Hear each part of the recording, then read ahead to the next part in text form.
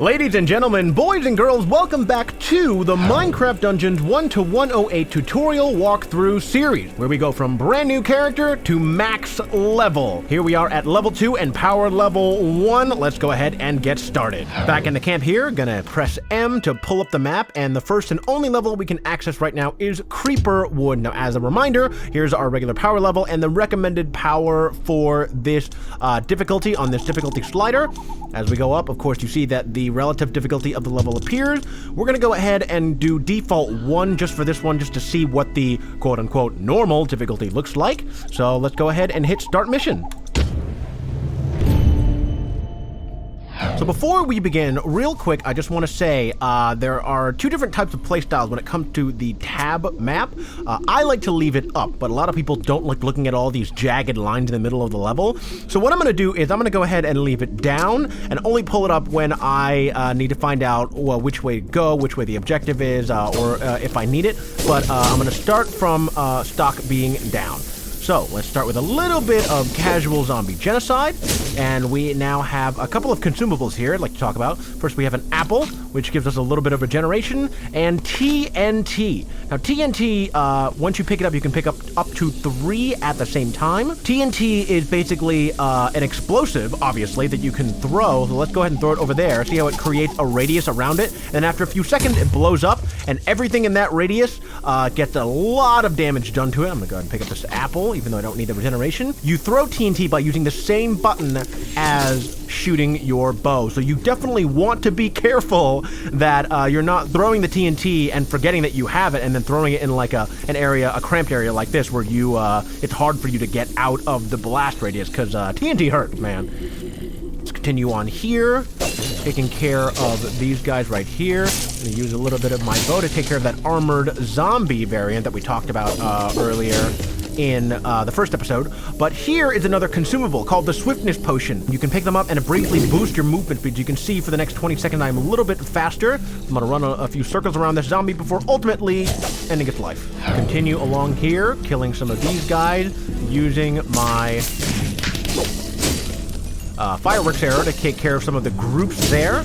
I've actually forgotten to equip my fishing rod, so I'm going to go ahead and equip that and show you how that is used. It will basically take your mouse over target and pull them in and stun them for a little while. It's good for creepers, which we'll talk about in just a second, but it's also good for stunning large mobs like that temporarily so that they can't attack you, because generally they do hit a little bit harder. Now, about bows, I'm going to come over here and talk so that guy can't shoot me. About bows, so you note that you can just click and it looses an arrow, but with certain bows you can actually charge a shot. It has to be a bow that has a range of damage like this, but if you hold the button, you can actually charge down a shot, and your shot will now do closer to the end of this range of the damage. Making sure that, let's see if there's any like chest or anything down here. There is. Now, a type of regular chest like this usually just has emerald in it, maybe like a consumable or two. Rarely it'll have actual items like armor or weapons or anything, but generally once you see this, it usually means a couple more emeralds for your collection.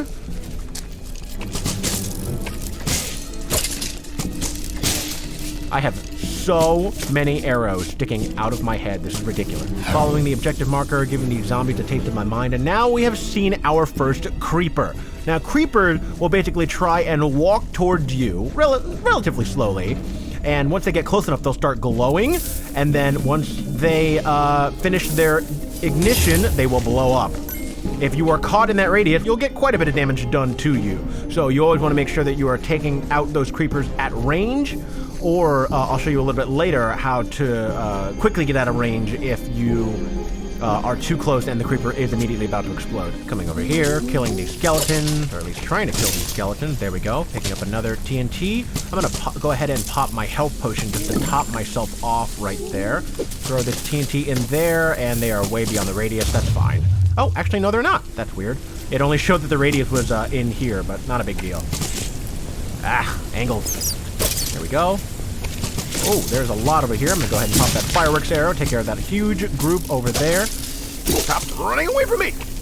Yeah, so these ranged attackers like skeletons, spiders, wraiths, we'll see all of them later, they love to run away from you once they've taken a few shots because they love to attack at range.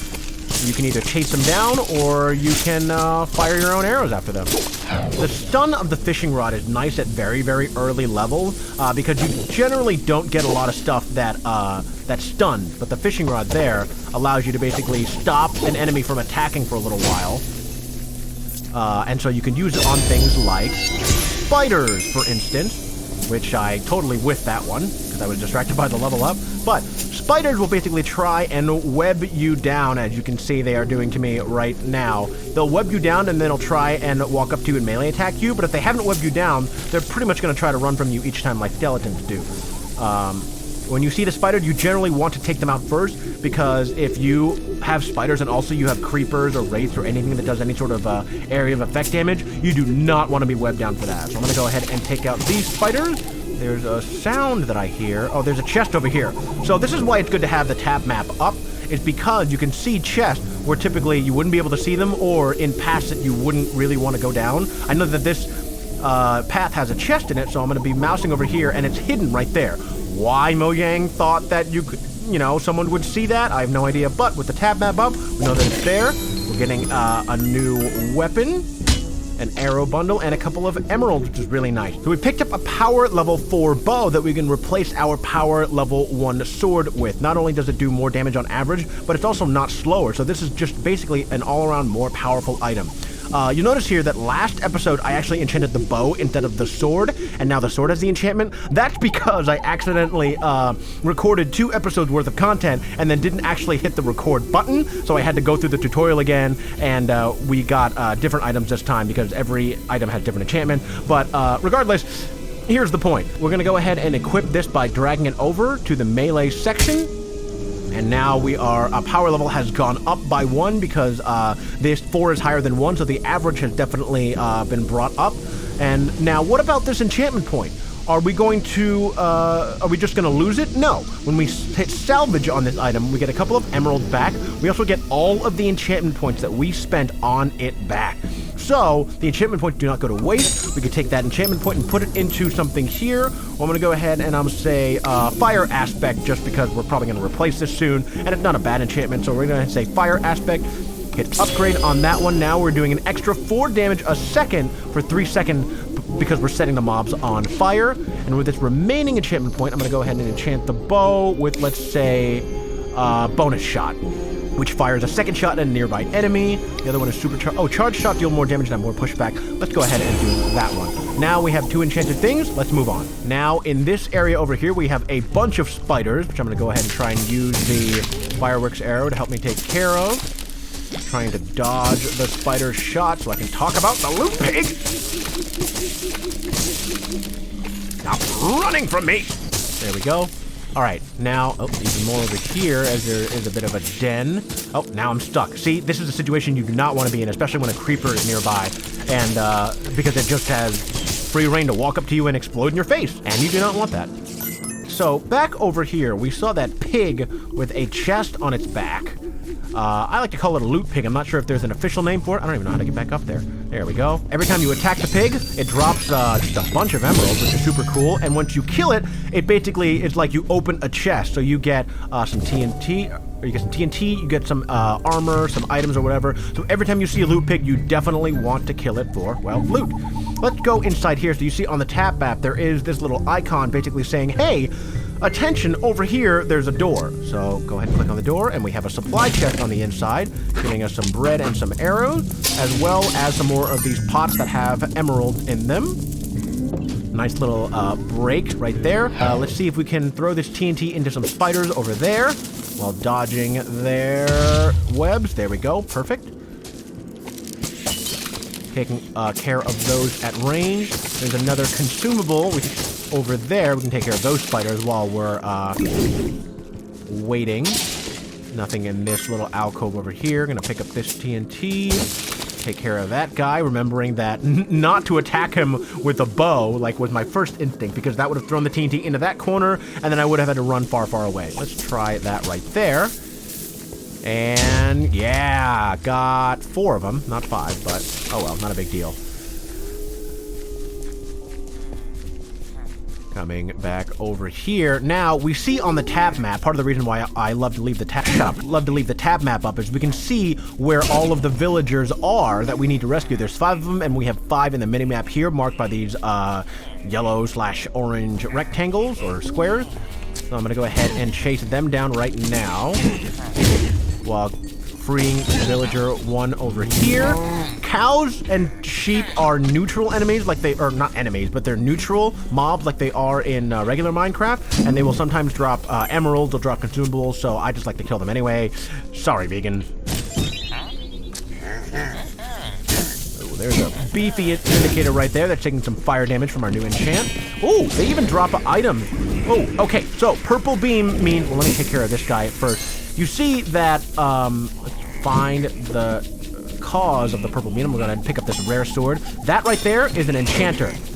The enchanters are basically support units that enchant enemies around them, giving them random buffs. Each enchanter can enchant up to 2 mobs.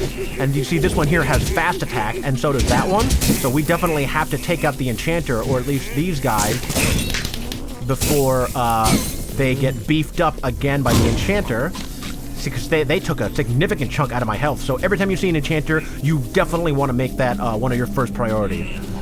Pick up some more rejuvenables here. Now, I just picked up a strength potion, another type of consumable potion that will give you a strength effect, which basically increases your melee attack damage for a certain amount of time, namely about, I think, either 25 or 30 seconds, which is super nice. You're doing a lot more damage, as indicated by the red damage markers. Take care of that guy. He's known to enchant, so he's relatively harmless, as they don't really attack you, but they definitely make it easier for other enemies to attack you. This bread is very welcome, as are these arrows, even though I have 300 of them. That gate is going to stay up until I complete the objective, which is, of course, free the villagers, which I momentarily forgot. Let's come back over here, get rid of that guy, get rid of that guy. No enchantments for you. Pick up that TNT, free this guy. Oh, no. See, I did it. I meant to go shoot that guy, and instead I threw the TNT, so I had to run out of the way and wait for it to explode before I can move on with my objective. So, don't do that. Let's continue moving up this way.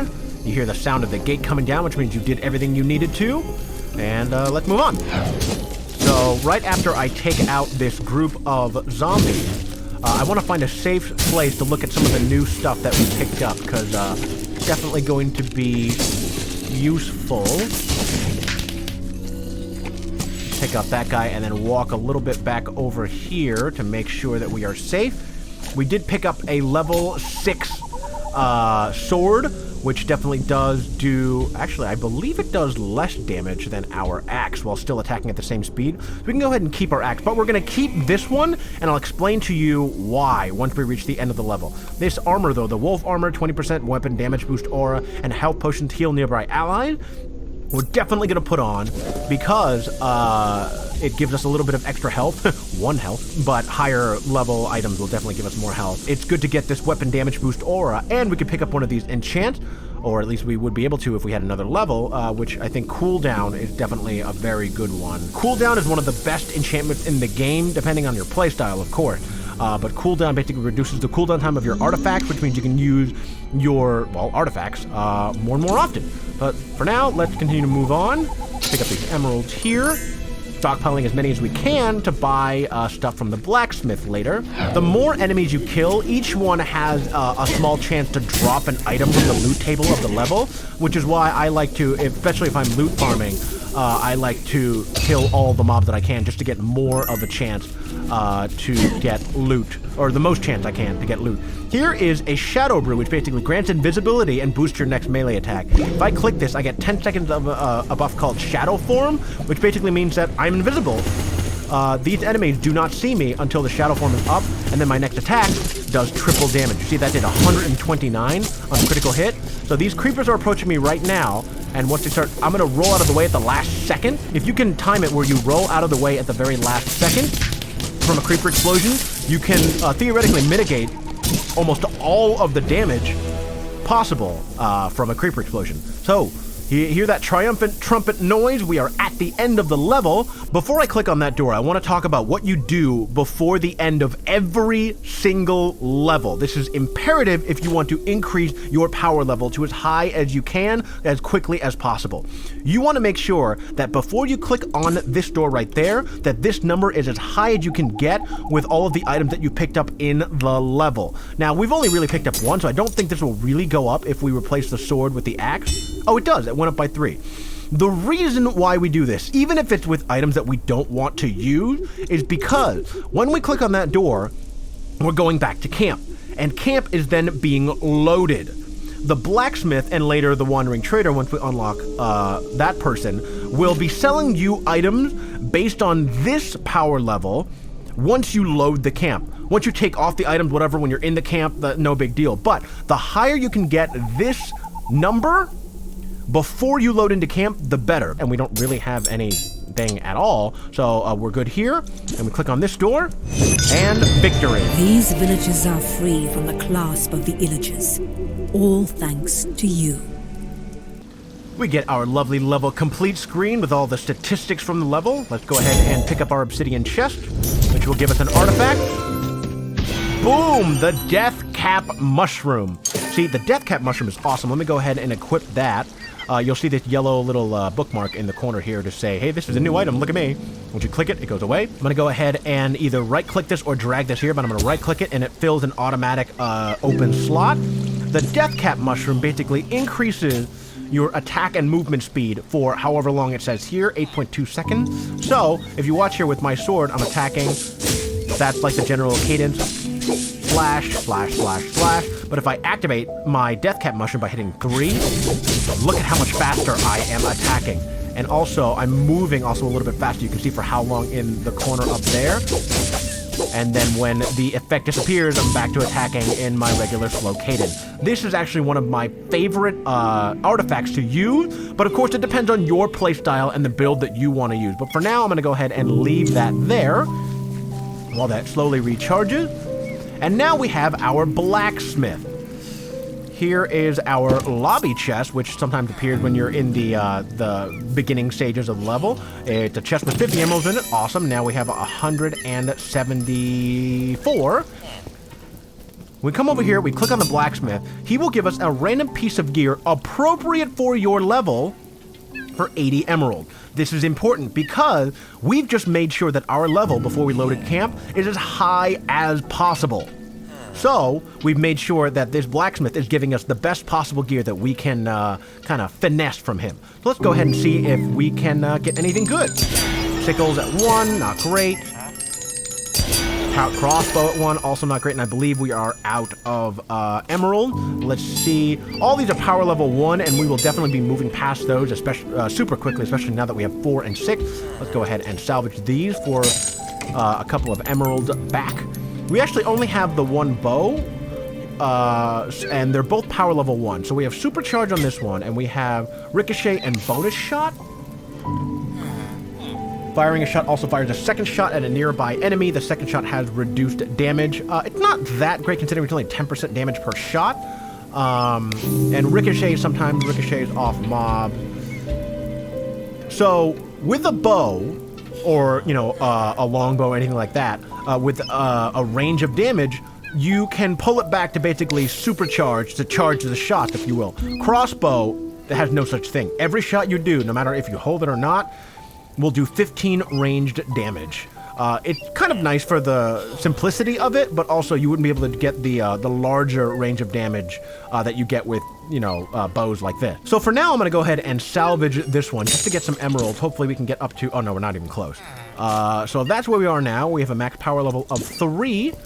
I'm going to go ahead and back to the mission select screen, and we have unlocked a bunch of different levels. There are still some that we haven't unlocked yet, but there's still quite a few now that we can access. The next one is Soggy Swamp, which, as you see, has the standard difficulty default 1, 2, and 3.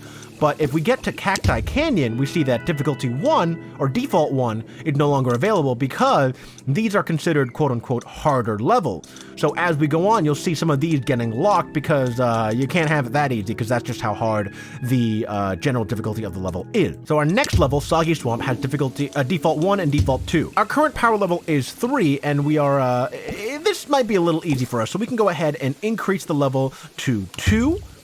Yes, it is 1.7 times more difficult than normal difficulty, but hopefully we can pick up some items when we're in the level and make that a little bit easier on us. You can also see that one of the artifacts that was previously unknown has been unlocked to us. We see that it is the fishing rod, so that is an item that we could get from a drop in this level, or because it's an artifact, from the end obsidian chest in this level as well. Creeper Woods, we see that the Death Cap Mushroom has been revealed, and the wolf armor and the axe and the sword that we got as well.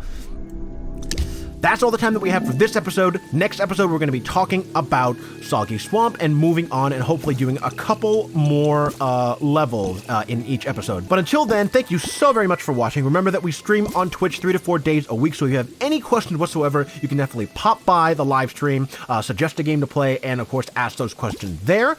Don't forget to hit the subscribe button to find out the next time that a video is released. And of course, I will see you next time. Take care.